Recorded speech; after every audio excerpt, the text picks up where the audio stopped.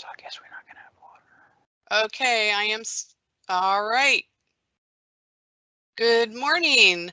Hi, welcome back to another Homegrown Series lecture. We are upping our game lately, and we are doing another in-person demonstration. Today we have Sausage Making 101, but as you see, there are still 4 homegrown lecture series left for this quarter before the end of the year.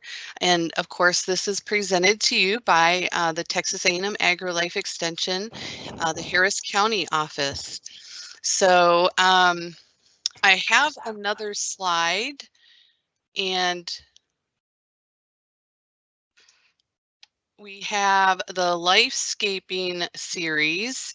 I did cancel the Herbarium Art one for this Friday, so we have one more, Fall Combination Planters. This is an in-person workshop, $25. You leave home with a planter, and then look for the series maybe next year. We're hoping to do this again, and the intent is that anything that you come for this, any kind of subject that we have for the series, you would be able to actually leave with something in hand. So now, 2 weeks ago, we had the Fall Combination Planter Workshop, or the homegrown, and the live. The people who watched it live actually filled out surveys, and they were entered to win a. I'm going to go ahead and unshare. And don't mind the whispers that you're hearing. they're getting prepared in office. But anyway, we're going to bring up this wheel, and we're actually going to choose the winner live right now. So, all right, here we go. So I'm just going to click on this, and this person is going to win the combination fall planter that Paul put together a couple weeks ago. It looks, is it moving? Is it stopping? Oh, guess it landed on Arlene Dooley. I will let Arlene know that she won. All right, well, that's something new and fun that we've been doing. All right, so now, since this is a new transition, just hold on 1 second, and I am going to bring up our demonstration room. This is our producing room. Oh, I think Paul has to bring that up because it's not, wait a minute. Actually, all right. All right. Good morning, everyone. Thank you for joining us today. My name is Shannon Dietz, County Ag Agent and Natural Resources, County Ag and Natural Resources Agent for Texas A&M AgriLife Extension Service based here in Harris County. Thank you for joining us today. For those of you who have viewed some of our presentations in the past, welcome back. And for those of you who are new today, welcome to the family. We do this on a monthly basis, and we're so glad to bring some information to you today. And I want to first introduce my lovely co-partner today, Dr. Sandra Davis, Family and Community Health Agent here in Harris County. So glad to have you here. She's going to be sharing some helpful and some really good information with us as we go along on our topic today of Sausage Making 101. So I hope everybody's hungry, and I hope everybody's paid their subscription to Smell-O-Vision, because we're going to be cooking up some good stuff today. We got started this morning early, and hopefully we're about to tease your taste buds with some things that you might not have thought about before. And so with that, we're just going to go ahead and get started. So again, like I said, we're a part of the Homegrown series, and I like to take advantage on my role as Ag and Natural Resources Agent to share information with our constituents, our people out in Harris County and beyond. If you're coming from outside of Harris County, welcome. We love to have you. And I'd like to incorporate different ways that you can learn more about the food that you're cooking. food that we produce here in Texas. Everybody knows that we're a big beef producing state, but we're also number one in many of ag commodities throughout the state. Cotton, uh, uh, to name a few, and so forth like that. So each week or each time I come to you, I always like to share some information with you. And today we're going to be talking about the pork industry in particular, because we're going to be talking about breakfast sausage. So, with that being said, we want to talk a little bit about what is sausage. Sandra, have you ever thought about, like, when we use the term sausage, we kind of throw it around without really thinking about what it means. You have any idea? I've never thought about what is sausage. I do know that I like to eat sausage. There you go. Well, that's all part of it. So everybody should love to eat sausage, and there are different forms of sausage that we're going to be talking about today. But sausage is basically um, the preparation and the dehydration of meats, usually cylinder form, and they're prepared either smoked or cooked with a variety of spices in it and so forth, spices in it and so forth. And there are sausages from around the world. And doing my research for this presentation today, it was really interesting how you like just the United States or the South being familiar with sausage, but actually countries around the world, and actually sausages go back to the early days, before the Romans and everything, around in Greece and Italy and so forth like that, when they were curing meats, like their salamis, their summer sausages, and different things like that. It was very interesting to find out how this kind of all evolved into where we are today and where we're at in Texas. And we're going to talk a little bit about that. So Shannon, you mentioned curing meats. I don't understand curing meat. What? Right. So curing, you add your salt and so forth like that to cure the meat in it. So salt, we're going to be talking about a little on in some of our ingredients and so forth like that, is very beneficial because it helps with stopping foodborne illnesses and so forth like that. So curing meat is going to be smoked seasoned meat. If you have uncured meat, that means it hasn't been cooked yet, and so you have to pay special attention to that, and make sure that you cook it to the correct temperature and different things like that. But getting back to that's a great point and so forth. So the history of getting back to the history of sausage in Texas, do you happen to know the capital, the sausage making capital of Texas by chance?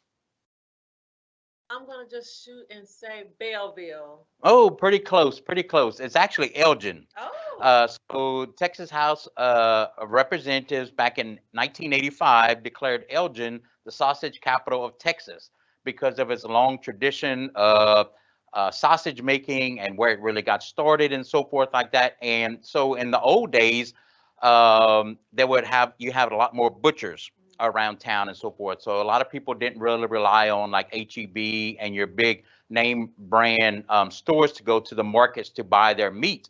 So a lot of it was cured meat, where it was smoked meat, or it was fresh meat. And so sausage developed from that because whenever at a point where you can't advertise or sell that meat anymore, they would be able to chop it up and grind it and make their sausages from it. So that's how it really all developed and so forth like that. So we have a couple different sausages that we're known for in Texas.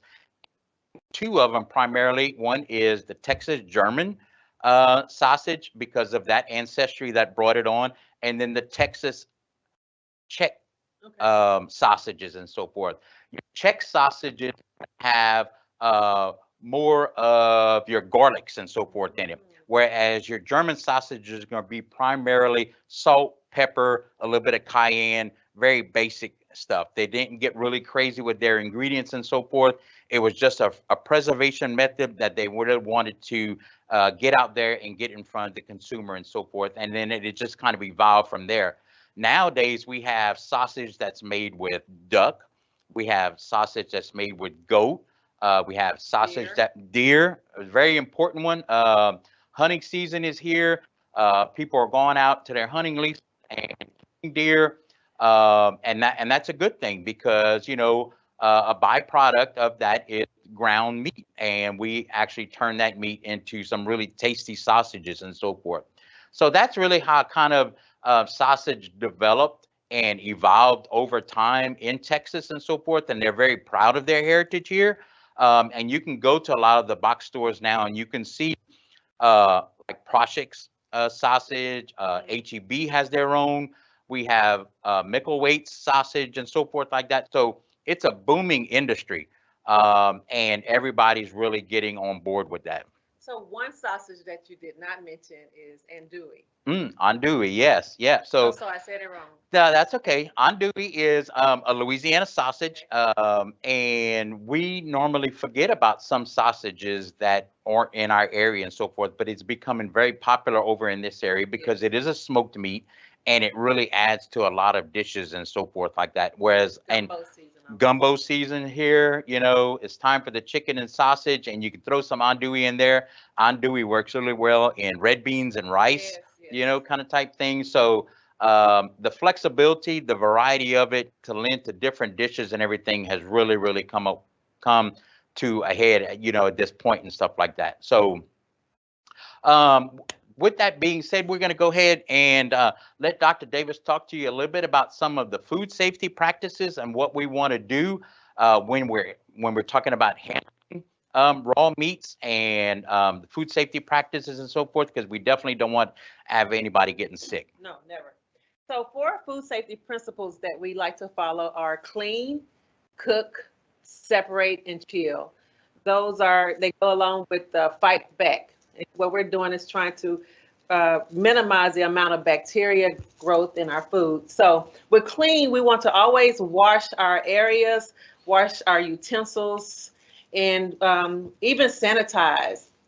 We have a real simple sanitize solution that we share often, and that is 1 teaspoon of bleach to 1 cup of warm water. So even after you clean the surfaces in your home, your countertops, your stove, your refrigerator handles, after you clean those, you can always have that sanitizing solution around and just spray. Spray before you go to bed at night, or spray when you get up in the morning. As long as the air dries, it's fine. And then with cook, today we're going to be cooking different types of sausage. But we always want to make sure that we're cooking our foods to the proper temperature. And with chicken, that temperature is 165 degrees. And with pork, that's 160 degrees. And today, Shannon is going to demonstrate a lot of times, in order to know the proper temperature, you can't eyeball it. You need to use a food thermometer, and knowing how to use the food thermometer is important.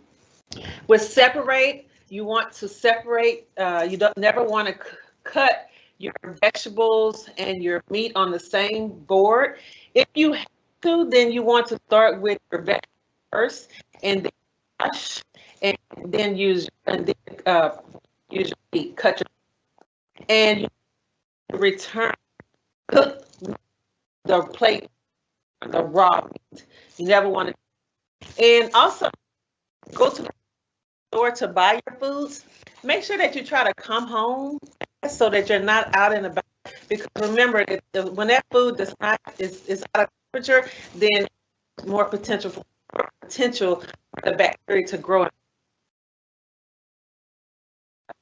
Always think, but try to store those raw meats at the start, because if you store them at the refrigerator, then sometimes blood can drain down and get on different foods. You never want that. And with you want to make sure that the refrigerator, the temperature is 40 degrees or below, and your freezer, like we're going to talk about freezing these foods today, you want to make sure that your freezer is 0 degrees or below. 0 degrees or below, and not that it's overcrowded. It's important to rotate. Have that airflow. Yes, and rotate things in your freezer. And a lot of times we cook foods and we like to leave them out, especially if you live with other people. Oh, I'm just going to leave it out for them so they can come and eat. But remember, not to leave cooked foods out for more than 2 hours. And in the summer, like our Texas heat, if it's 90 degrees or over, you don't want to leave it out for over an hour. So those are just some food safety tips. Cook clean, chill, and separate. You know, one of the things that you talked to me about this morning that I thought was a great idea was wiping down your seasonings and so forth. Yes, because when you're in the kitchen and you're forming patties and you grab it and you add a little more, you handle the meat again. So you just, if you think about it, we're just spreading bacteria there. So I always try to wipe these down, and you can spray that sanitizing solution on these as well. Yeah, good points. And so probably, you know, we talked about a food thermometer and everything, but a thermometer, extra thermometer for your refrigerator and your freezer is not a bad idea either. Exactly. And just have it in there so you can know when your foods are at the right temperature in your refrigerator and freezer. And like I talked about, not overcrowding your freezer, overcrowding your refrigerator as well is possible. And make sure that you're cleaning and sanitizing it as well. Well, Sandra, look at this awesome basket we have here this morning. So we got a ton of sausage ideas and materials on here and products. And what we're going to do is we're actually going to be giving this door prize away to one lucky watcher or listener today who fills out the survey. When you fill out the survey, you will have the option to enter your name into the survey. And with that being done, you will enter a chance. You will have your chance to enter into the drawing to receive this basket of goodies. And so we have a variety of sausages here that I picked up from the grocery store. And we're going to kind of talk to you a little bit about them this morning and maybe talk a little bit about some of the food labels and different things. And so one of the things that we want to stress this morning is when making your own breakfast sausage is you get to be the chef. You're the one in charge, okay? If you're a diabetic, you know, you can kind of control some of the ingredients that go into it and so forth. And if you have high blood pressure, that's one big benefit from making your own sausage, because a lot of the store-bought ones are high in sodium, but because of the shelf life, they need that. Preservatives. Mm-hmm. Yeah. But with the ones that you're making today, you're able to, you know, swap out some ingredients. We already know that the salt is already inside the sausages for food preservation purposes. So when you go to add your seasoning, you don't want to use garlic salt. Right. Go with the garlic powder. That way you're minimizing or lowering the amount of sodium in your food. And one of the things we're going to be talking about, like with the sausage, is that if you get a premix, like say, for example, if you start with an Italian sausage, a lot of people do that for breakfast patties and so forth. So a lot of those already have spices already added to it. So you want to make sure that you read the label and you don't double up on it like what we just talked about. Yes, and remember when you read the label that you need to look at the serving size. And this label is telling us that one link is a serving size. So all of the information based on here is based on that one link. Now, if you're really hungry, you know, you had a long night and you wake up in the morning really hungry and you decide that you want 2, then you need to multiply everything by 2. So the sodium here would go to 820 milligrams, and it's recommended that you have the average person should consume about 2,300 milligrams of sodium a day. But if you already have high blood pressure, then you want to limit that to around 1,200 to 1,500. So, and keep in mind, this is just coming from one meal. That's not including your other meals that you're going to be going into and so forth. Or the salt, if you're cooking eggs or, you know, grits, sometimes you add salt to that. So it's I really enjoy teaching using the food nutrition facts label.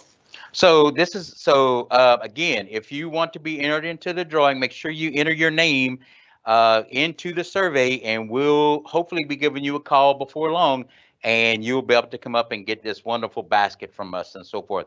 And that's being sponsored by the Harris County A&R Leadership Board. So thanks to them for supplying all of the materials that we have today. So I really appreciate your support. So let's talk a little bit about some of the variations and the spices that kind of go in some of the sausage making products and so forth like that. You know, in doing research, one of the things that we talk about, even though there's a lot of different spices here, go with what you like, go with what your family likes and stuff like that. It's nice to be creative and forth every now and then, but you know, a lot of times keeping it simple is going to be the best. Yes. And it was kind of interesting in one of the quotes that they interviewed a very famous sausage maker here in Texas about the interviewer was asking, what do you put in your sausage to make it the best? He's like, it's what I don't put in it. He's like, because they can, a lot of spices and everything can compete against one another and so forth. So we have a tray here, and we're just going to kind of go through some of the things that might be what you would use in your breakfast sausage recipes and so forth. And we're going to go through some of these. Sanjay, you want to just kind of pick up a couple? Sure. So we have parsley flakes. Mm-hmm. And what we talked about earlier, if you're going to use fresh herbs, then you need to use 3 times what the recipe calls for. That was a good point. Right, as opposed to the dehydrated type. Yes. And we have some smoked paprika. Yes. Yep. And then the regular paprika. Mm-hmm. I like garlic powder. We talked about using garlic powder instead of garlic salt because you already have salt inside the sausage. And so let's talk about this too. And so we have the fresh garlic and the garlic powder. Some of when we use what's the word for it? Fresh vegetables like your onions, your garlic, and definitely things like that. They break over time. They break down over time. Their shelf life or their freezer life does not last as long as opposed to the dehydrated brands and so forth. So if you're going to be cooking breakfast sausage, which we're going to be talking a little bit more about in a minute, you might want, and you're going to be putting them up for like a month or so, you might want to go with dehydrated brands as opposed to the fresh brands and so forth. Poultry seasoning, it's almost dressing time. Mm-hmm. Yep. Yep. We have oregano for some of your Italian sausages and so forth. And I had to throw some of that in there. Cajun seasoning. And watch out for the sodium on here. Right. We have some allspice. This one's real important too, especially like in making breakfast sausage and so forth, is sage. And you can get this in 2 different forms. You can get it in the rub sage or just the regular sage, but this is going to add a real good earthy flavor to it and so forth like that. And you're going to always find this as a main ingredient in some of your breakfast sausage patties. Crushed red pepper flakes. Yep. And we just talked about that one. And then your standby, your ground black pepper and thyme. Now we have one on here that we didn't talk about, but we're going to kind of mention it real quick, is salt. We talked a little bit about salt a while ago, about high blood pressure and everything, but you have to be very specific and very careful of when you're buying your ingredients. If you purchase these ingredients, you want to make sure that you get the right ingredients that are going to give you a good product for you and your family to eat from. So they'll enjoy it. Right, so they'll enjoy it. So this is an example of what you wouldn't buy when you're actually putting together your breakfast sausage patties, because this is the wrong type of salt. This salt actually has additives and iodine added to it and so forth. So for breakfast sausage salts, you want to go with some of the purest, cleanest salts that you can, and those are going to be usually a kosher salt, a sea salt, or was there another one that I can't remember. But those are going to be your top ones, and you can get them in either coarse ground or fine ground.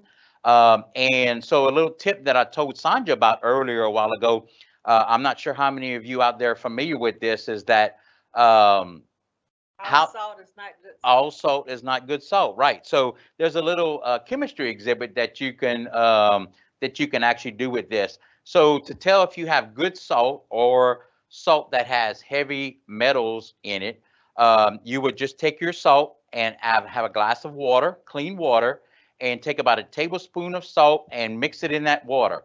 If you mix it and you let it set for 1 to 2 minutes and the water stays clear, that's a really good clean salt. If your salt, after you mix it in the water, stays cloudy, that means it has a lot of heavy metals in it because they stay suspended in the water and so forth. So just a little tip there. Not sure how many of you have used that before. I know this is a standby for a lot of different dishes and so forth, and I'm not saying anything that you should stop using it, but make sure you use the right product for the right thing that you want to go after. And a couple more things that we have here, Sandra, as far as ingredients and so forth. We have some pretty colorful stuff here that we've incorporated into our recipes this morning. This is a rice carrot. I never heard of them until today. Yep, yep. Rice carrot, which is going to provide fiber, and vitamin A, vitamins, as well as some essential vitamins with the blueberries and so forth. So one of our recipes that we're going to be sharing with you shortly is a turkey with rice, carrot, and blueberry sausage patty. And so that's why we have that there.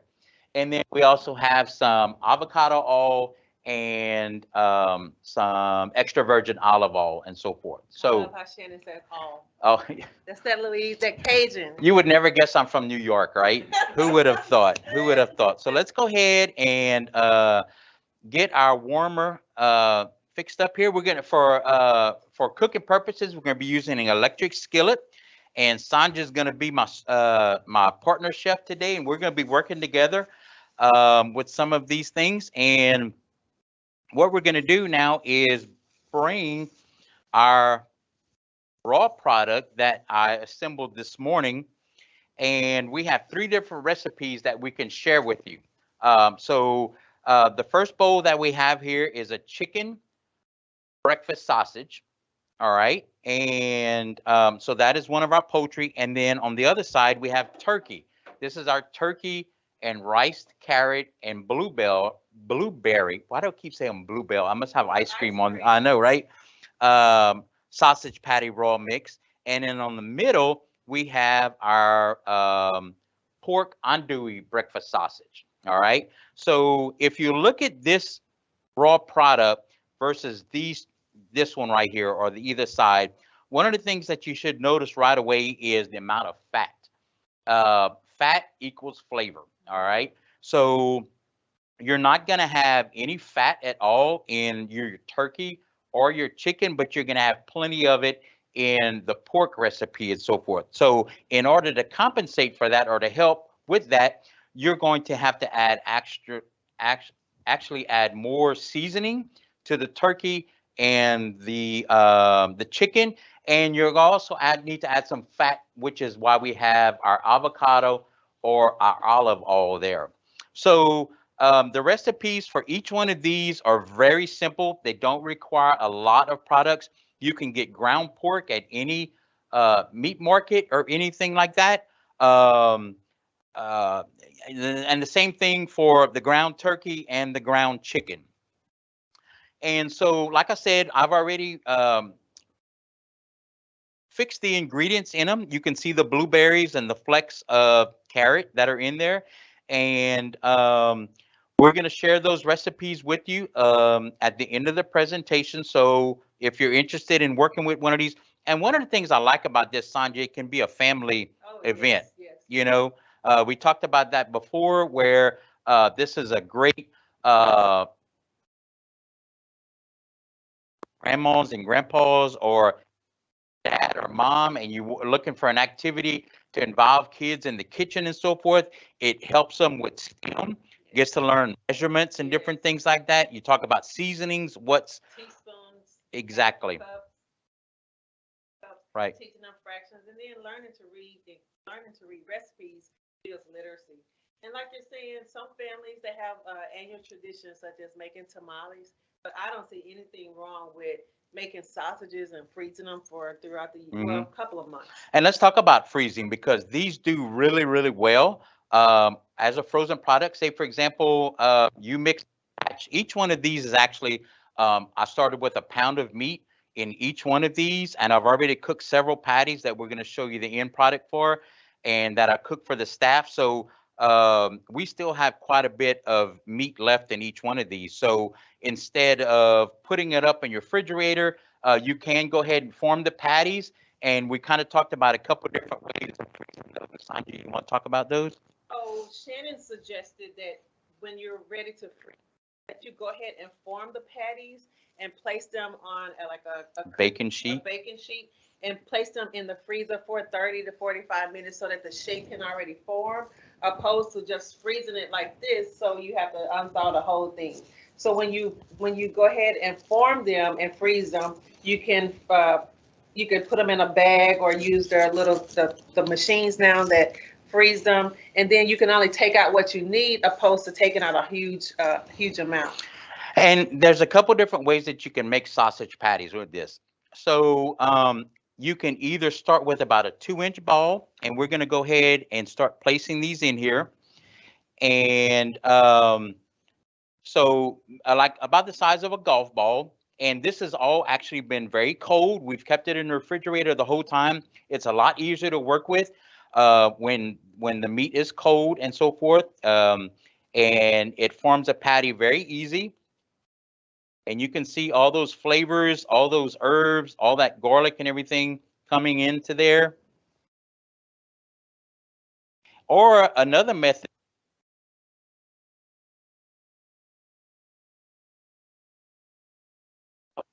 parchment paper to the thinness that they want of their breakfast sausage patty, and they'll come in with like a glass or whatever type of special equipment, and they'll cut a circle out, and they will form their patty that way. So there's really minimal touching on stuff like that.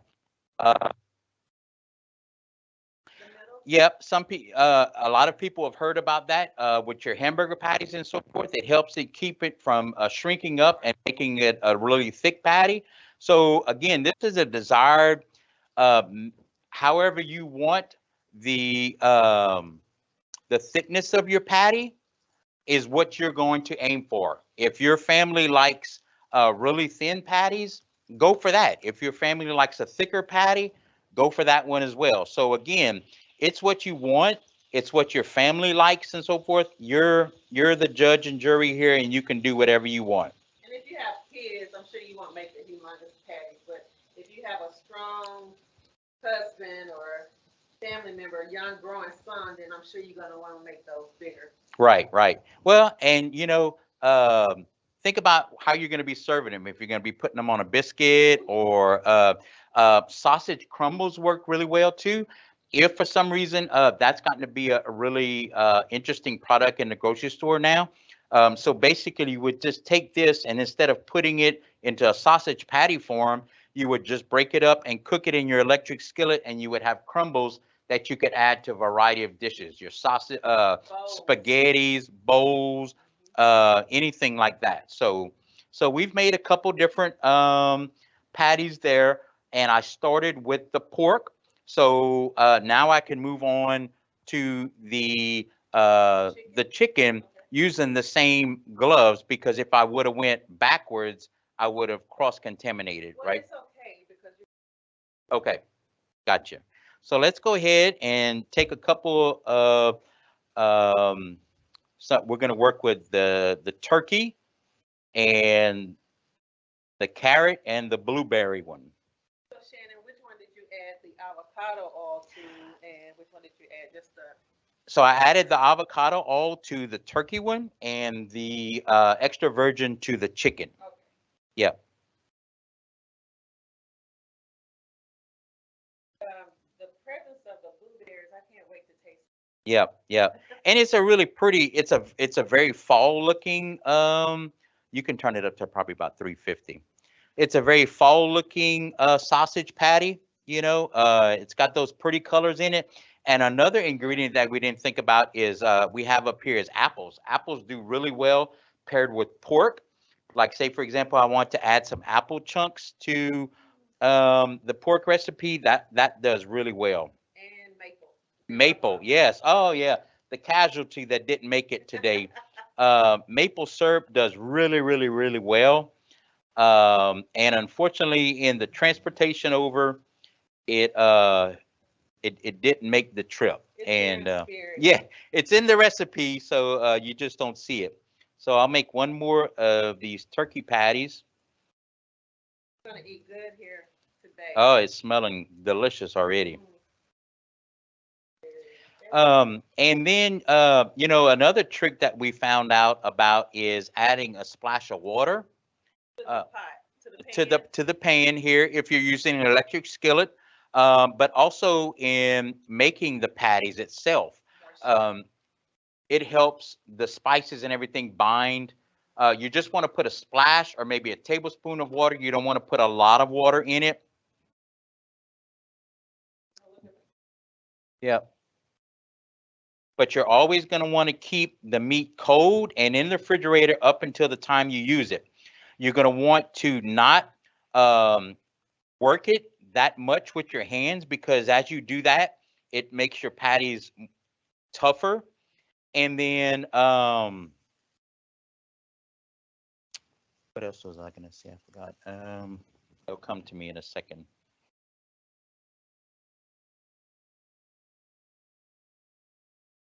Oh, the heat from your hands as you're making the patties, the heat will actually help, will break down the meat and so forth like that. So it's very important that you keep it cool at all the steps and everything.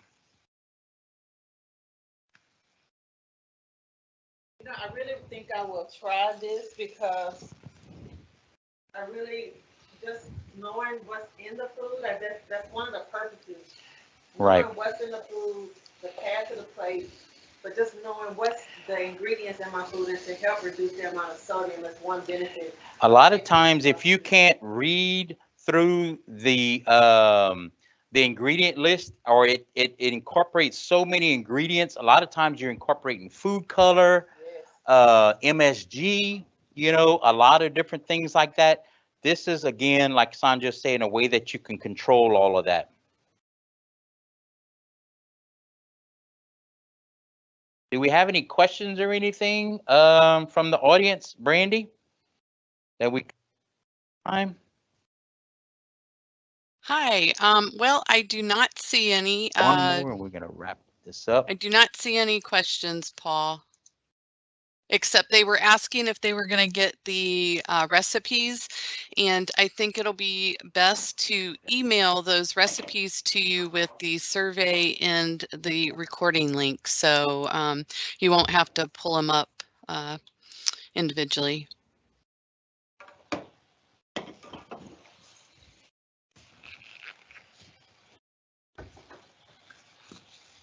It smells so good in here.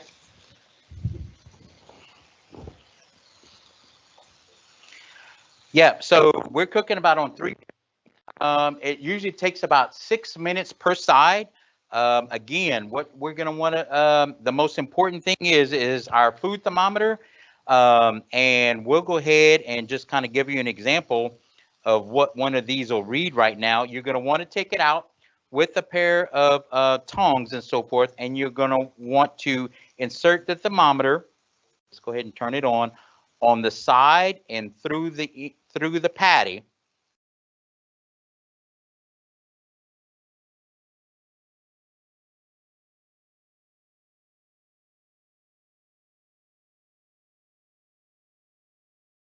So at 135, so we got a little bit more temperature to go, but you're never going to want to stick your thermometer down because that means the tip is going to come in contact with the heating element down below, and that's going to give a false reading that away, and so forth. So, you know, just make sure. And then also you're going to want to keep your thermometer very clean. I almost picked up my apron to wipe it off thinking I was at home or something, but you don't want to do that.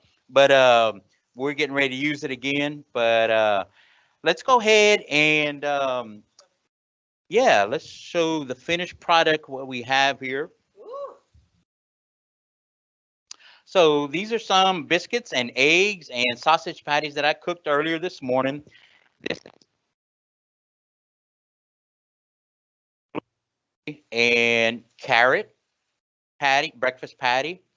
This is going to be your chicken breakfast sausage patty. And this is our pork andouille breakfast sausage patty. And I've fried up a little egg to each one of them with some plain biscuits from the refrigerator in the market and so forth like that. There you go. Really show, you can see a lot of the spices and everything. We did have a couple taste samples this morning, and they did pass the taste test. So, you know, and like, again, this is such a versatile food.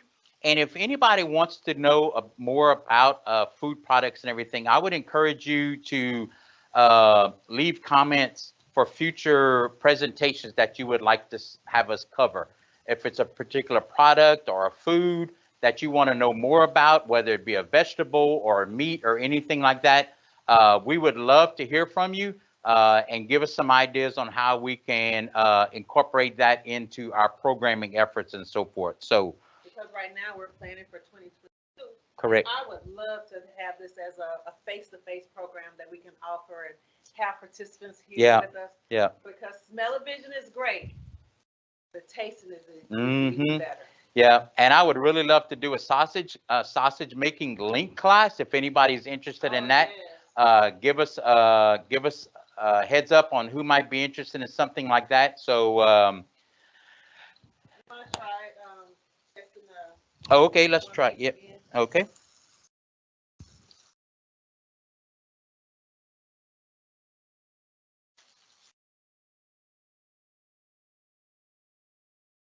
All right, Paul, I have a question.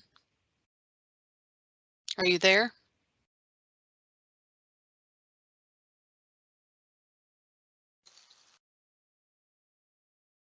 Almost there.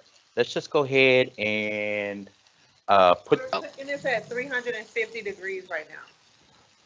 350 degrees. And again, you can cook this in a cast iron skillet. You can bake these. You can cook them in the electric skillet like we're doing here. So there's a variety of different cooking methods that you can choose to do so. If you want a more of a charred or a blackened patty, you want to go with something like a cast iron skillet and so forth. So those always give good results and so forth. So And that'll be in the recipes that you will receive as well. right. Yep. And I have enjoyed working with you today. You joined us on a few of our FCH programs, but I'm excited. I've had fun. And we like talking, so it's just normal to us. Okay. All right. Well, I've enjoyed it too. I always enjoy working with you, and you give some really great information that that our consumers can use and so forth, and keeping them healthy and safe and so forth like that. And I'm looking forward to working more with you in 2022. Yay. And I'm excited to be part of the team at Harris County AgriLife Extension. We're going to go ahead and get ready to sign off if there's no last minute questions.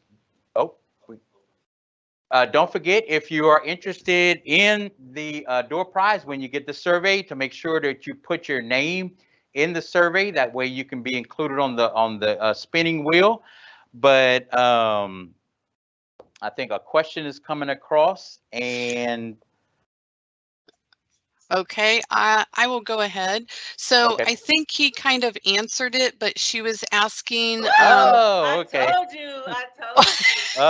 What was that? My heart. Oh, somebody's interested in making boudin. So yeah, Yes. Louisiana sausage, basically. So there's so many different variations of boudin. Boudin is a sausage that's made primarily with rice. So you don't see that incorporated into a lot of your sausages here in Texas. Usually it's steamed, is how it's cooked, and it's made with a pork product and pork casings and so forth. So you got my attention there whenever you said that you were interested in making boudin. So please let us know who you are. Hopefully we can build some interest up in that. And 22. yes, so you should have all shared, have received some resources where we've gotten a lot of our information for today's presentation today. I would like to thank my team, Paul Winsky and Brandy Keller in the background for helping. Another question? We got another question. Oh. What is the difference in making link sausage? Oh, okay. What's the difference in making link sausage? So really, there's not much difference here, guys. So the only thing that we're missing from making link sausage is a grinder, which a lot of times they have the attachments for the KitchenAid food processor or the KitchenAid mixer, which is easy to get, and you need casings. So basically, you're taking this product right here that we had in the bowl, and then you're going to get a sausage stuffer that your casings slide on for your KitchenAid mixer, and you're going to be putting it in casings as opposed to breakfast sausage patties. So it's just adding a couple steps to it. It's not difficult at all, And I would love to share some more information with you on that whenever, in some of our future presentations. Okay, so we're going to go ahead and wrap this up.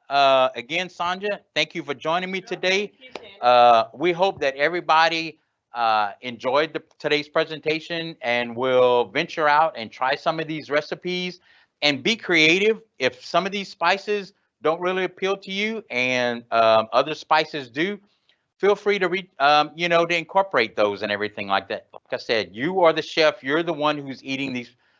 Your family's the one that's eating them. So make them happy. Make yourself happy. And until next time we see each other, thank you for joining us. Have a great holiday weekend coming up. And Like if anyone makes these sausages, oh, there you go. Email them to you. Oh, and send pictures. Yeah, we would love to see. Yeah, send pictures too. Don't forget, door prize drawing, enter your name into the survey, fill your survey out. We'd love to hear back from you. And if they watch it later, some people Yep, watch it later, they can still the YouTube video. enter into the drawing? Okay. Yes, yep. Thank Okay, you. thank you all very much. All right. Thank you, Shannon. Bye, everyone.